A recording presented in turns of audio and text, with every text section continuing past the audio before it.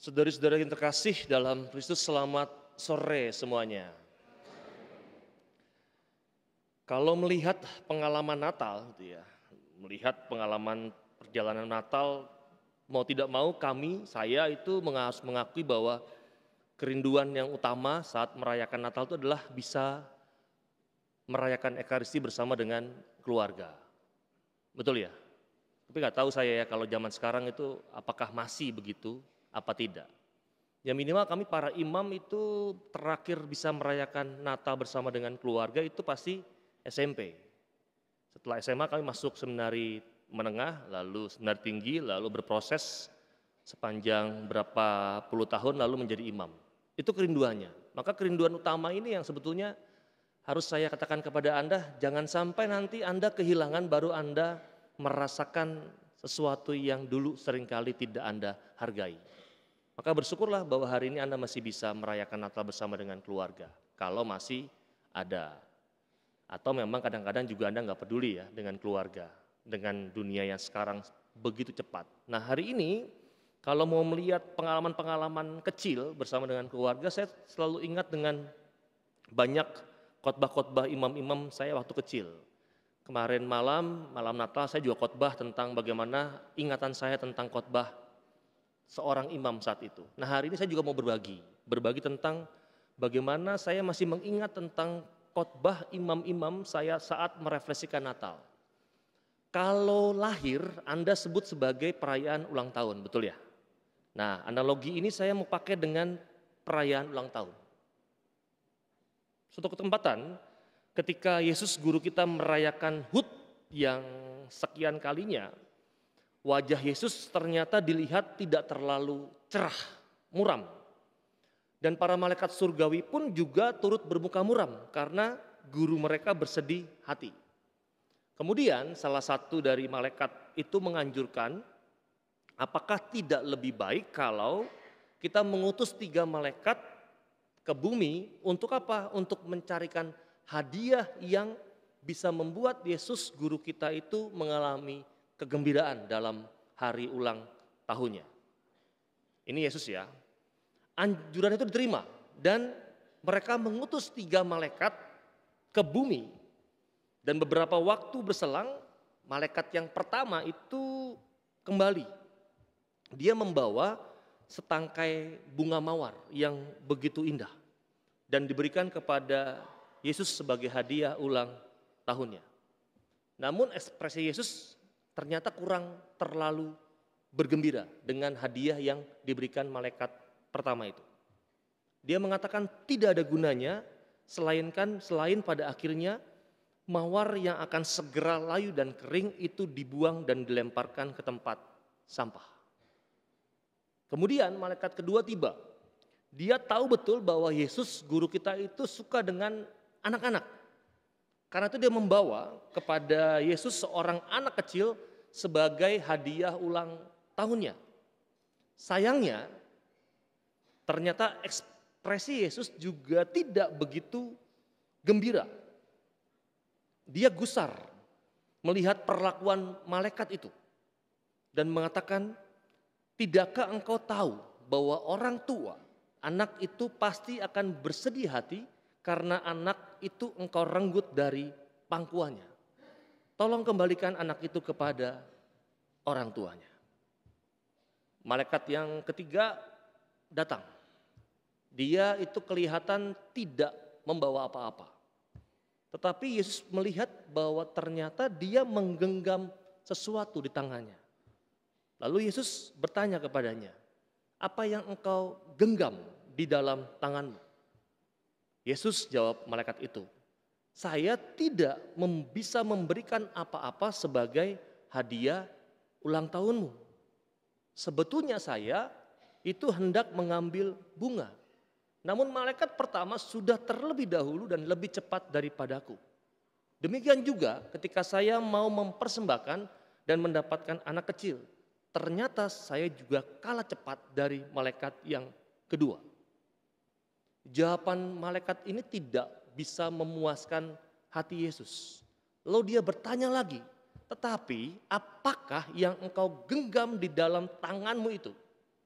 Lalu dia menjawab, begini Tuhan, beberapa waktu lalu ketika saya turun ke bumi, saya memasuki sebuah kapela yang kecil, kapel. Di sana saya melihat dan mendengar seorang yang berdoa. Lalu saya mendekati dia. Saya mendengar dia berdoa begini, Tuhan, Engkau mengenal aku.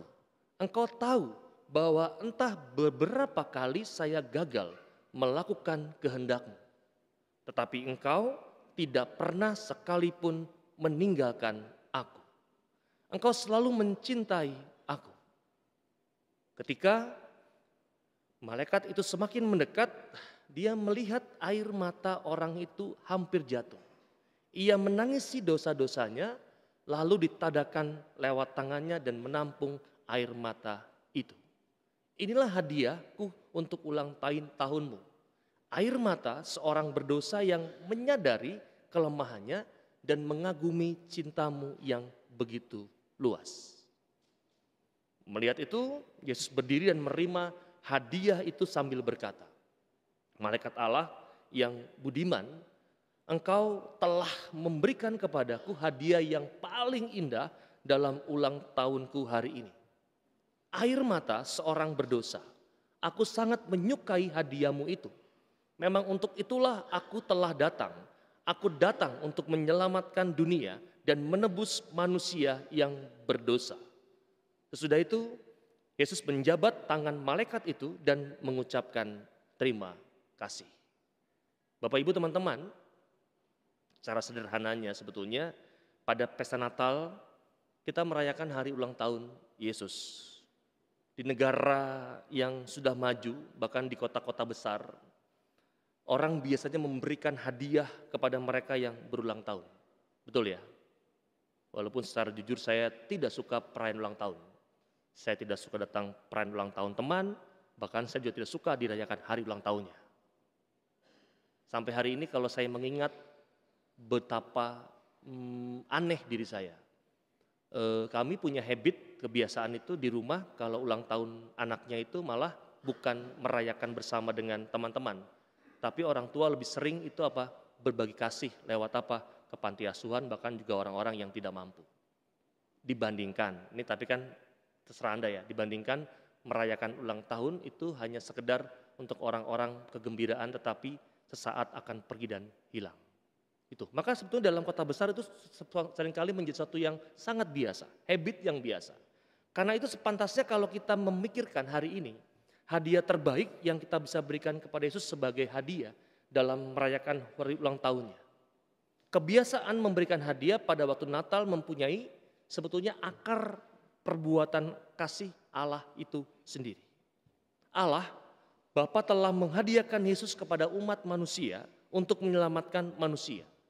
Yesus menghadiahkan kepada manusia hidupnya sendiri.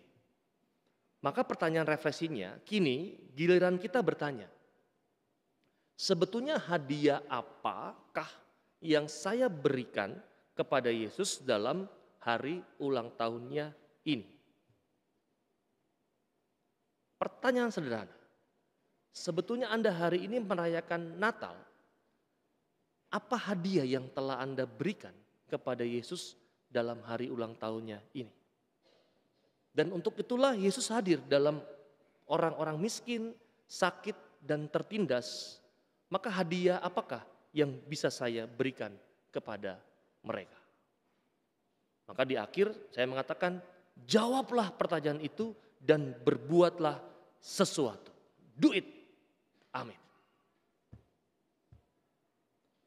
Begitu. Sederhana kan? Sederhana? Gampang ya? Maka tanyakan hari ini apa yang Anda telah bawa kadonya untuk Yesus. Bawa enggak? Enggak? Enggak ya? Mempersembahkan apa hari ini kita? Apa yang Anda berikan?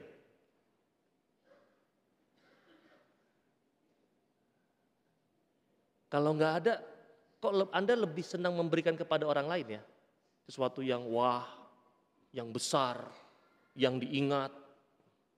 Tetapi kepada Jesus yang memberikan yang terutama dan utama dalam hidupnya, jangan-jangan kita belum pernah memberikan sesuatu yang berharga yang bisa kita berikan kepadanya.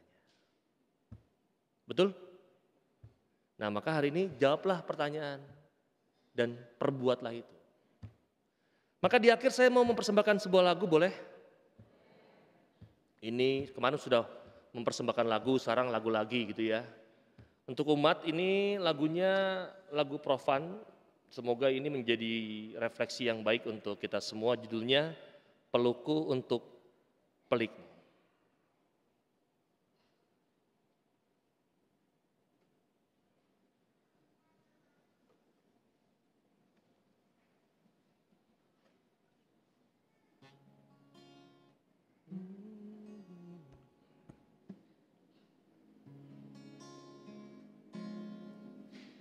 Sanarkan lelamu dan ceritakan tentang apapun aku mendengarkan. Jangan pernah kau merasa sendiri. Tengoklah aku yang tak pernah pergi. Bagiku kau tetap yang terbaik. Entah beratmu turun atau naik, kadangkala tak mengapa, untuk tak baik-baik saja. Kita hanyalah manusia, wajar jika tak sempurna. Saat kau merasa gundah, lihat hatimu, percayalah. Segala sesuatu yang pelik bisa diringankan dengan peluk. Kau berkata dunia sedang tak ramah, ya bukan berarti kau mesti berubah. Jadi seseorang yang tak kau ingin, yang menatapmu asing dari cermin. Oh, bagiku kau tetap yang terbaik. Entah beratmu turun atau naik, kadangkala tak mengapa, untuk tak baik-baik saja. Jika hanyalah manusia, wajar jika tak sempurna. Saat kau merasa gundah, lihat hatimu, percayalah. Segala sesuatu yang pelik bisa diringankan dengan peluk. Kita perlu kecewa untuk tahu bahagia. Bukankah luka menjadikan kita saling menguatkan?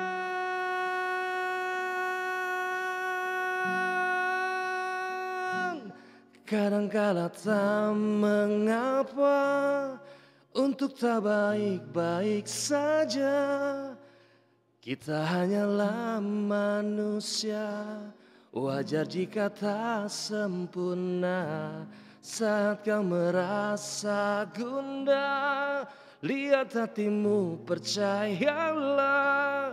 Segala sesuatu yang pelik bisa diringankan dengan peluk. Segala sesuatu yang pelik bisa diringankan dengan peluk.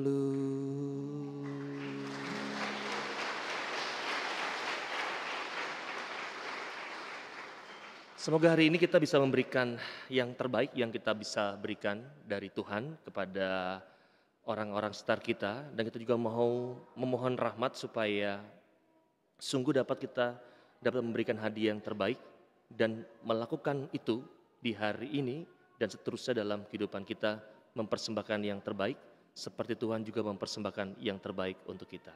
Maka mari kita hening sejenak.